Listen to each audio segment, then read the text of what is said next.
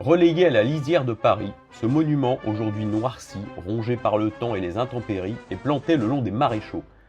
En remontant le boulevard Kellermann, dans le 13e arrondissement, le regard est attiré par hasard par une simple plaque aux accents d'un autre temps, Monument aux mers françaises.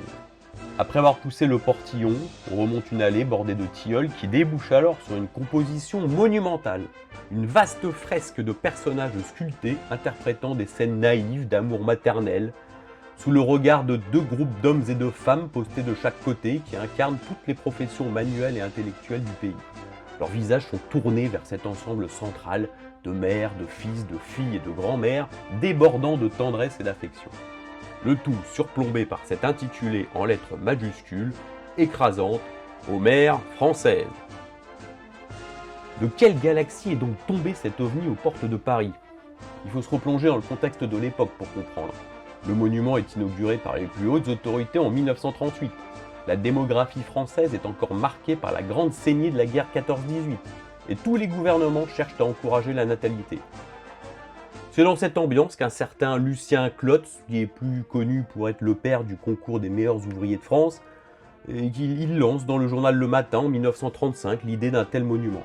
Engouement immédiat selon la presse de l'époque. Ce n'est pas l'État qui paye, c'est Edmond Labbé qui offre 2 millions de francs. Paris fournit le terrain. Le jour de l'inauguration, le 23 octobre 1938, les officiels, tous des hommes, à l'exception de l'épouse du président de la République Albert Lebrun, tous ces gens donc ne lésinent pas sur les trémolos pour exalter l'héroïsme maternel, les gardiennes du patrimoine de la nation, la sauvegarde du pays qui repose sur la famille et sur l'enfant, ou encore la transmission de la vie qui maintient les forces sociales.